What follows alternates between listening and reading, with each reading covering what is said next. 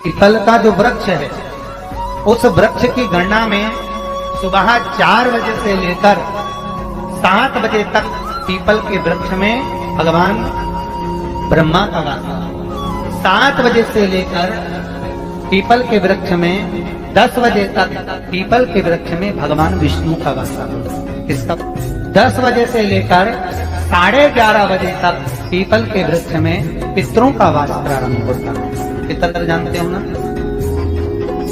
11:30 बजे तक। इसलिए हमारे शास्त्र विधान में कहा गया, श्राद्ध पक्ष में अगर ब्राह्मणों को भोजन कराना है, श्राद्ध पक्ष में अगर ब्राह्मण जिमाना है, तो 11:30 बजे तक घर में ब्राह्मण जिम लेना चाहिए।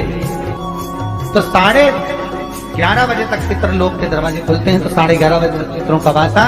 11:30 के बाद में पीपल के वृक्ष में आहूतों का वासा होता है। आहूत जानते हो, जो बच्चे गर्भ में शांत हो जाते हैं, 6 महीने के बाद शांत हो जाते हैं और कुंवारी अवस्था में मर जाते हैं, उनको आहूत कहा जाता है। आहूतों का वासा।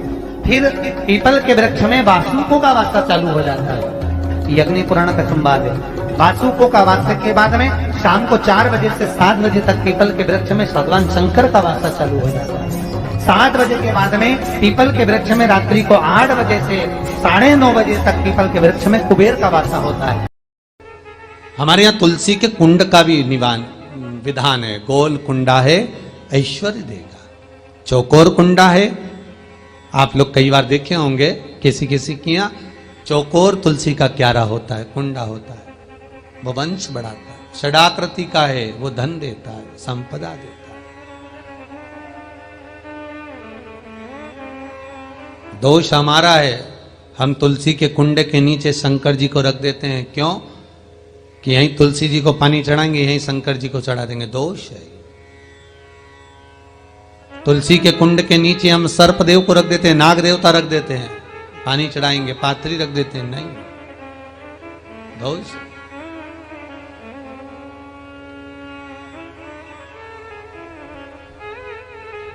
उसका दोष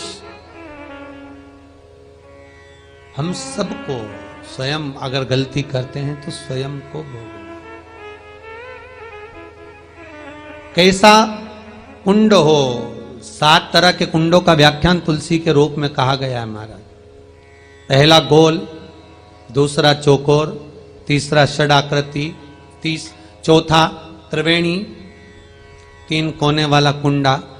शास्त्र कहता है जिसके मार्ग घर में टुकड़े हो रहे हों, घर विभाजन की ओर हो रहा हो, तो 3 कोण का कुंडा घर में रखकर पूजा करने पर परिवार एक हो जाता है। 5वां, गार्डन में बिना कुंडे का, बिना कुंड का जो तुलसी का पौधा रोपित होता है, बिना कुंड के एक बगीचा जैसा बो दिया जाता है, तुलसी तुलसी उत्पन्न हो जाती है। महाराज, वहां पर संपदा तो रहती है पर चिंता बहुत रहती है, टेंशन बहुत रहता है। क्यों?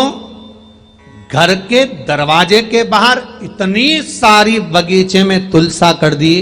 कोई निकल कर जा रहा था, उसने थूक दिया, कोई निकल कर जा रहा था, उसने पानी डाल दिया, कोई श्वान ने, कुत्ते ने, किसी ने, बिल्ली ने गंदगी कर दी, उसका दोष आपको लगेगा। इसलिए कुंड के अंदर तुलसा का, तो वो धन तो देगा, जो तुमने बगीचे में तुलसा लगाई है, गार्डन तुलसा का करा, वो धन तो देगा, संपदा भी देगा, पर चिंता को बढ़ा देगा। 5वां,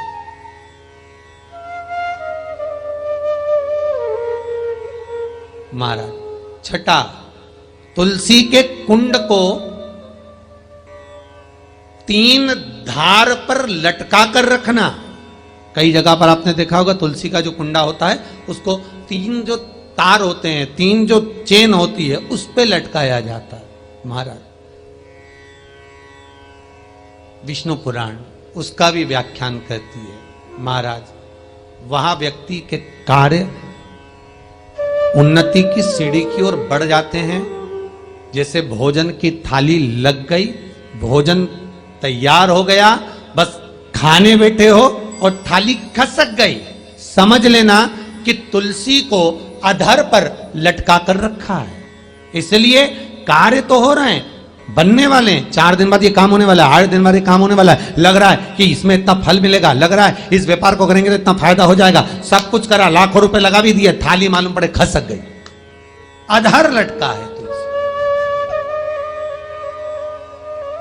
7 क्रम है तुलसी के, ये छठा क्रम बताया। तुलसी का 7वां क्रम,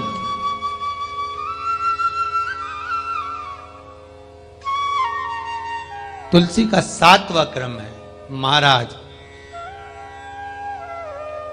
तुलसी का कुंडा जैसा घर के आंगन में है, तुलसी का कुंड जैसे घर के आंगन में विराज रहा है, ऐसा ही छोटा सा कुंड भगवान के लिए रोपित करें। प्रतिदिन भगवान की सेवा करते समय तुलसी का कुंड सम्मुख रखकर उसकी आराधना करना, फिर उस कुंड को वापिस बाहर ले जाकर रखना, फिर दूसरे दिन पूजन के समय पर कुंड को लाकर रखना। हम तो यहां तक कहते हैं, विष्णु पुराण गर्ग संहिता